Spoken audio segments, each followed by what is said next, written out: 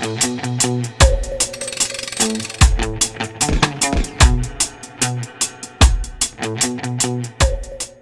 మధ్య ఎక్కడ చూసినా ఒకే న్యూస్ హల్చల్ చేస్తుంది. ఇంతకీ ఆ న్యూస్ ఏంటనే కదా మీ సందేహం, చెబుతాను. గ్యాప్ మెయింటైన్ చేయి, ఛాన్స్ దొరికితే చాలు చేయి పెడతావు. ఎక్కడో విన్నట్లుంది కదా.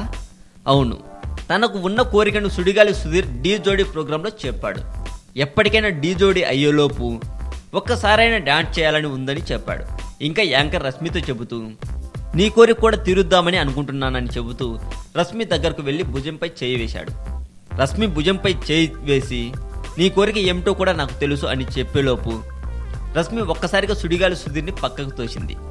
గ్యాప్ మెయింటైన్ చెయ్యి, ఛాన్స్ దొరికితే చేయి పెడతావు అంటూ పక్కకి తోసింది. దీంతో అక్కడే ఉన్న ప్రదీప్ ఒక్కసారిగా షాక్ తిన్నాడు. సుడిగాలి సుధీర్కి కూడా ఏం చేయాలో తెలియలేదు.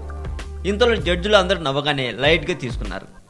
ఆ తర్వాత అందరూ లైట్గా తీసుకోవడంతో షాక్లో ఉన్న సుడిగాలి సుధీర్ భుజంపై రేష్మి చేయి వేసి ఓదార్చింది. దీంతో వివాదం సర్దుమణిగింది. అదండి విషయం.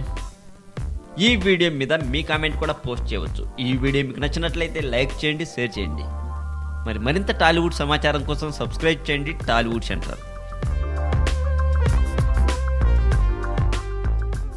యుగాంతం గురించి న్యూటన్ చెప్పిన అసలు రహస్యం, ప్రళయకాలాన్ని నిర్దేశించడానికి అతడు చేసిన ప్రయోగాలు, ఫిజిక్స్లో మంచి గట్టికుడైన న్యూటన్ చెప్పిన రహస్యం, గణిత రసాయన భౌతిక శాస్త్రాలలో మంచి గట్టికుడైన న్యూటన్ ఎప్పుడెప్పుడా అని ఎదురు చూస్తున్న జనతా గ్యారేజ్ సినిమా మొత్తానికి ఈరోజు రిలీజ్ అయింది.